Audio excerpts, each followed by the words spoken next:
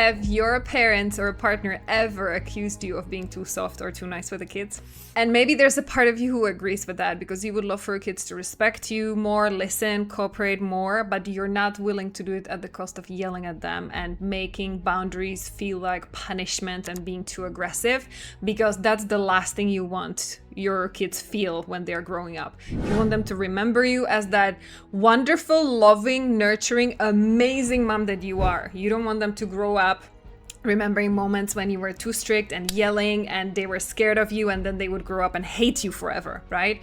But what it does is now you're stuck in between those two extremes, being too nice or then being too strict, because when 99% of times you're being nice and you're repeating 50 times nicely, when that doesn't work, you might go into yelling anyways, because that's the last way how to make them listen, right?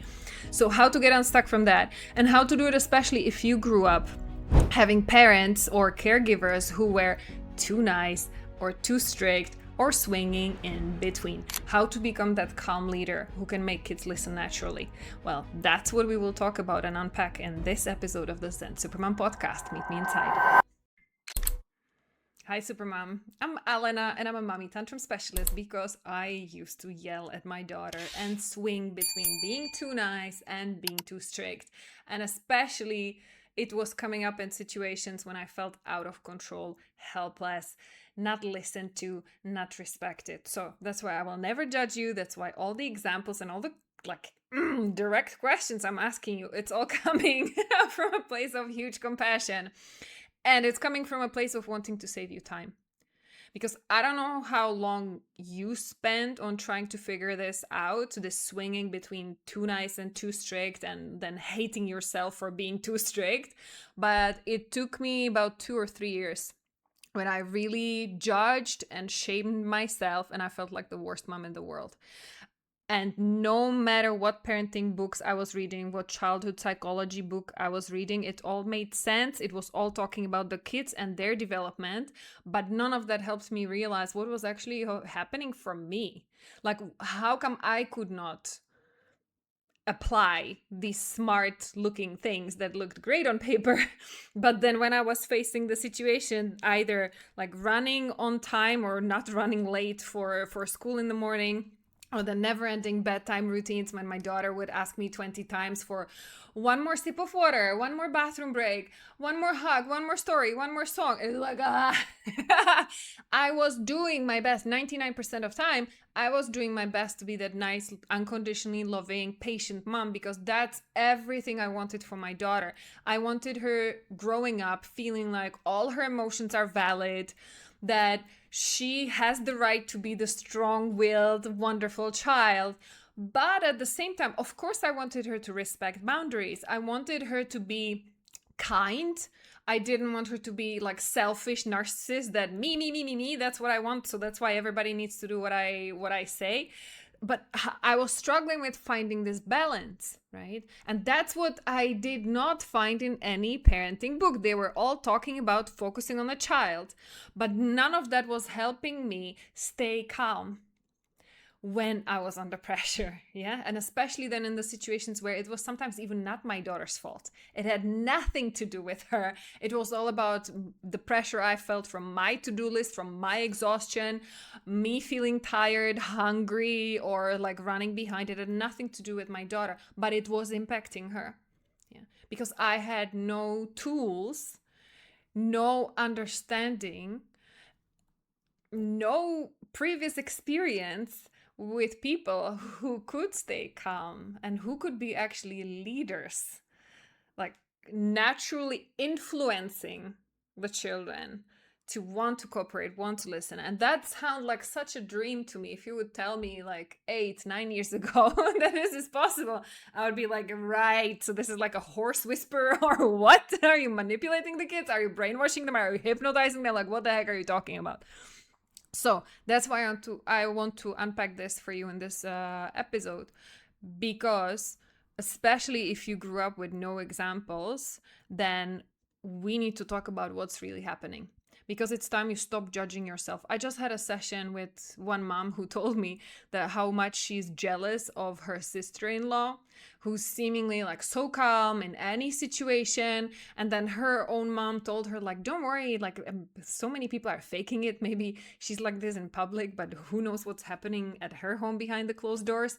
And then my client told me, like, no, I think she's actually calmer even at home. I don't think she's faking it, but I have no idea how she's doing it. And it made her feel like she was comparing herself to her sister-in-law, and it made her beat herself up. So that's why step number 1 in anything I teach, preach, and coach and like trauma heal, step number 1, stop beating yourself up. The fact that you're putting these expectations on yourself and that you're comparing yourself to somebody else and that you're judging yourself for not being good enough, that actually makes it even heavier for you. Yeah. Because you tell me, like, isn't it? You putting yourself the pressure on yourself to be perfect, you already waking up in the morning, dreading the stress, dreading having to push the kids to get out on time. Last week I spoke to mom who was saying she's already dreading the bedtime already after lunch. She's spending the whole afternoon being scared of what's going to happen at bedtime. And like praying, crossing her fingers because she had no other effective strategy to do it otherwise. So just like bracing herself for the impact, like, please let some miracle happen and for my kids to go to bed before midnight, because I don't want to yell at them. But if I leave it all up to them and if I let them do whatever they want to do, it's going to be midnight and I'm just exhausted from that.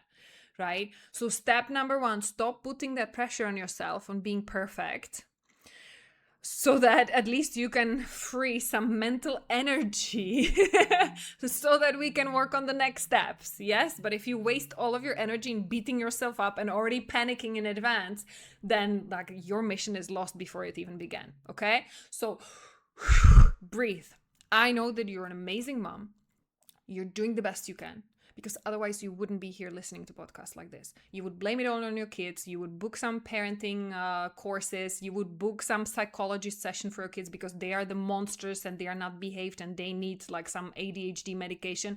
You're not doing that. You're listening to a podcast who, you know, Zen Supermom podcast is the first parenting podcast that's not about the kids. It's all about us parents, especially moms, because this is the step 0 before you start doing any like step 1 parenting techniques. Yeah, what's happening with us? Yes, so first things first, remove any pressure. I'm not saying that it's okay that you keep snapping at your kids. It's not. That's why we are here to talk about it. But remove whenever you hear any judgment, criticism, putting too high expectations of yourself, feeling any pressure like perfectionist tendencies, just catch that story in your head, choose to take a breath and say no to that.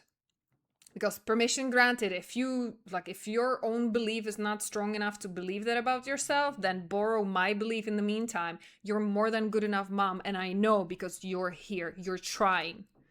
That's the proof. You're doing your best to do better for your kids because you care, you love them so much. And so that already tells me you're more than good enough. Okay? And yes, we will go to step 2 now. Don't worry. Then step 2, in order to stop swinging between being too nice and too strict, we need to understand why. Why is this happening? So then I have a question for you.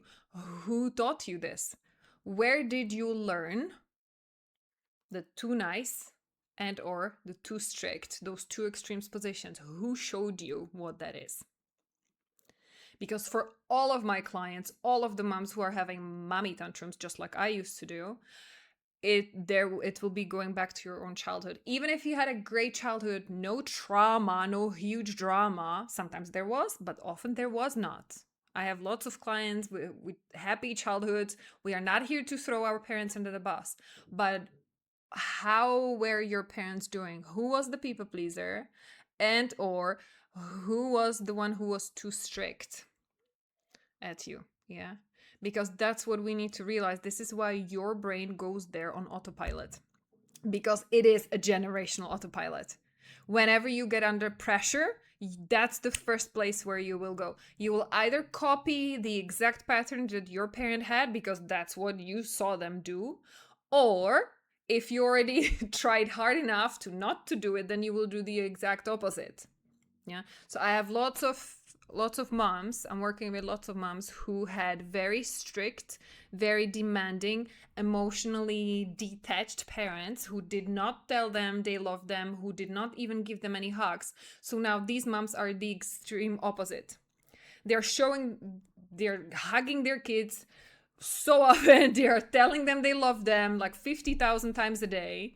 And so they are wonderful moms because they have this in their mind. They have this red question mark, not question mark, that red exclamation saying like, no, I don't want to go there. I don't want to be too strict. I don't want my kids to feel punished. I don't want my kids to feel not loved. So then they kind of like overdo it on the loving side, and they have a problem setting up boundaries because then any boundary feels like a punishment, and they feel like, yeah, but I don't want to make my kids feel upset, and what if they say no anyways? So sometimes they are even putting boundaries. Yeah, either it's only requests like, would you please? Like, yeah, nice request, kids are not listening. Then they put it as a boundary, but they don't know what should be the consequence. Like they say, okay, now it's time for you to take a shower, but there's no consequence if they don't. Yeah. Or please go clean your room, but no consequence if that doesn't happen, right? Because they feel if they would put any consequence, then it will mean punishment, and it will mean like their kids will translate that my mom doesn't love me because clean room is more important than me. Yeah. So that's why these kinds of moms are struggling. Then I have moms who, on the contrary, grew up with moms who collapsed. So they were people-pleasing, self-sacrificing, their own mothers, yeah, and they had alcoholic father, he was cheating, gambling, eventually he left, he abandoned mom, and so then their mom was left alone. And she used her daughter to be her emotional safety blanket and to be emotional, like confidant, like a therapist. So then the little girl felt like my mom is collapsing. My mom is totally weak. I never want to be felt not safe like this. I need to be the independent, strong, always in control, because I don't want to end up being like a helpless, completely out of control victim that my mom used to be. So then these women pride themselves on being independent, self-sufficient, like I don't need anybody for anything because I can provide for myself, and I'm so smart and so good, so hardworking that whatever I put my mind into, I will do it. Like everybody either get on board or get out of my way. Which is a great strategy and very much rewarded in a corporate world or in a job or business in general.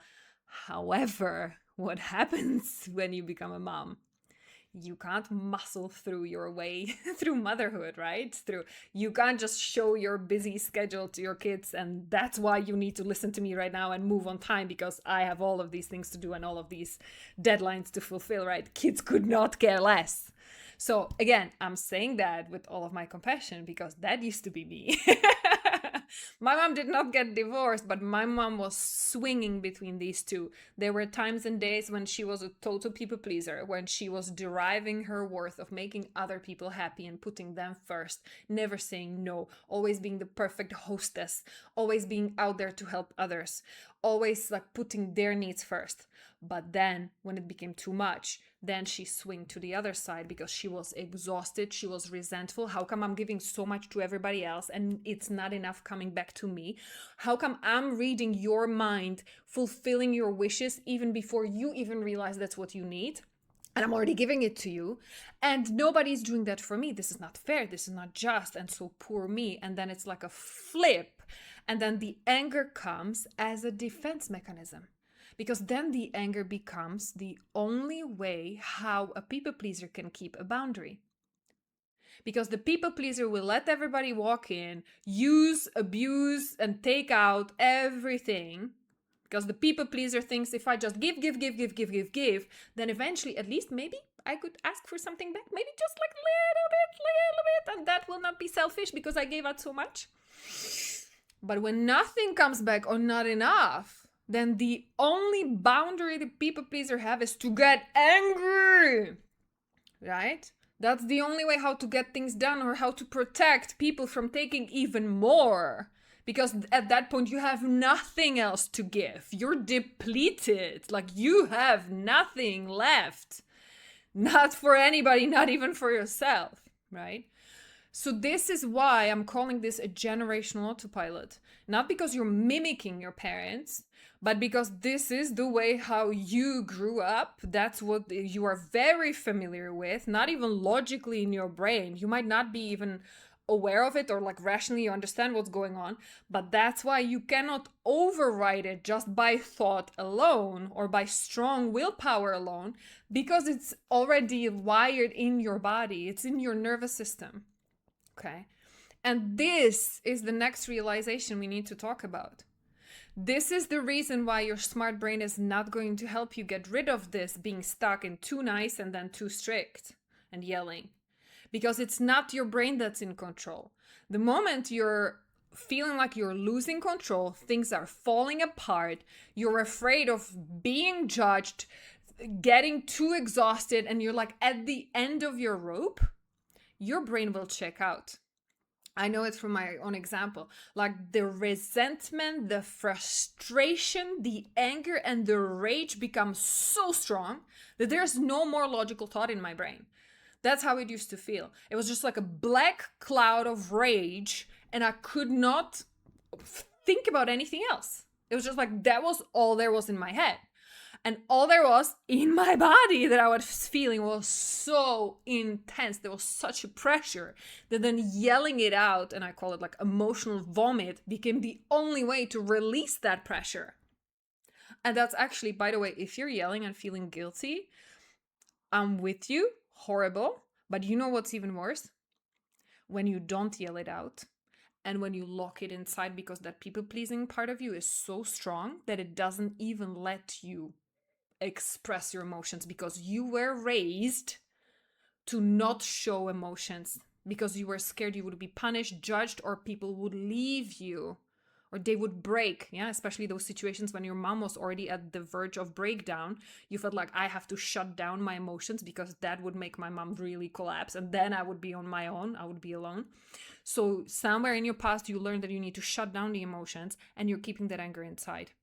That's even more dangerous, because that's what makes people sick. And if you need anything on that, like Dr. Gabor Mate, Dr. Joe Dispenza, like, it has been already proven even scientifically that this is exactly the root cause of all or most chronic diseases, autoimmune diseases, and then even including cancer. So if you're proud of yourself that you're feeling angry, frustrated with your kids, but you don't yell and you manage to stay calm, you're not off the hook. You're not out of the hook. On the contrary, it's even worse. Yes? So I want to be very clear here. I'm not justifying it's okay to yell at your kids, because at least you will not get sick. Yelling at your kids is still not okay. And you know that, because we don't want our kids grow up feeling traumatized. But locking that anger inside, not a way either. Okay? And that's exactly coming back to the parenting techniques and scripts and strategies. That's what I don't like about the parenting strategies, because they somehow miraculously assume that you are a calm mom, because they all tell you, you need to stay calm and patient, just go down at your kid's level, and with a calm, firm voice tell them, stop this behavior, I cannot let you behave this way because I love you too much. Okay, great, amazing script, I love it. But where's that part where you tell me how I should stay firm and calm when they hit me in my face, or try to kill their sibling, or try to run away on the street when there are buses and cars coming? Like, where is that part that tells me how to be firm and calm now? Right? So this is what we are doing here. Okay, so then what is the way? Okay, you cannot yell, you cannot swallow your anger, you want to stop swinging between the too nice and too strict. So now we established, not your fault. It is the generational autopilot, because one way or another, you're either reenacting what you saw other people do when you were growing up, or you're so desperately trying to avoid it that you flip onto the other extreme. None of that is healthy. So now that leaves us, well, what is the healthy way? And how to get there, right? So for me, I found the answer in mental fitness, because that was actually funny story. That has nothing to do with parenting, okay? I learned mental fitness as a practice for busy executives because at the time, like before I even had my daughter, I was a corporate leader. I was human resources director. And I was the one who was giving 3-day workshops on effective communication, on a burnout prevention. Yeah, right. And then I ended up yelling at my daughter when I got her, right? But this was one thing that was super useful. Mental fitness is the ability to work with these stories and these patterns in your nervous system, with the people pleaser, with the controller, with the perfectionist part, right? And why I love it especially because it's not just like, take 10 deep breaths, like go close yourself in the bathroom so that you can chill and you can relax from your rage. Do some mindfulness, meditation, yoga is amazing. Yeah, all of these are amazing. I'm not saying they are not. But how do you stay calm in that moment when it's already too much? You're already running late. You don't have 1 hour for a meditation or yoga in the morning when like kids need to put on their jackets and backpacks and leave right now. You don't have that luxury of time. So how do you do it in the moment? And so that's what I love about mental fitness. Another thing that I love, it's not only because it's such a quick practice, but also because it finally gave me that identity. Like, what is the third way? If I cannot be too permissive and too soft, and I don't want to be too strict and like aggressive and too direct, so what is then the healthy middle? And mental fitness gave me the identity, and even more than just like a logical concept for my brain, like something rational to ponder about and journal about. I feel it. It gave me the knowing and the feeling in my nervous system on how that leadership feels. Because even if most of your brain space is those patterns of like, I'm not good enough, and what if, and people are going to judge me, and all of this blah, blah, blah, blah, blah, blah, blah, there is a part of you underneath who already knows. There must have been some situations in your past where you did that. You were the calm leader, non-compromising. You were not a doormat. There was a consequence, and you could deliver that consequence with like firm certainty without breaking the relationship. Like, try to think of a moment like this. And if you cannot come up with any in your own life, then think about examples of people you observed, either people you know or people online, like anybody you've ever observed, and that you admire for this quality of this calm leadership. It's that knowing, like underneath, when you really dig inside and try to feel it in your body, how would it feel if you knew, I'm good enough, I'm not perfect, but it's more than good enough. And whenever I make a mistake or I fail at something, it's a learning opportunity. And it's the same with my kids. I know what the boundaries are. I know what needs to happen. If my kids don't go along with that, it's not my personal failure. It's just data. It's information for me to learn from, to understand my children better and help them navigate their emotions. That doesn't mean I'm a bad mom. It doesn't mean that they are bad kids. But I'm here to make my kids feel safe so that my emotions, my reactions are predictable. And I don't know what you want for your kids, but I'm like embodying this belief that I need to be the woman that I want my daughter to become one day.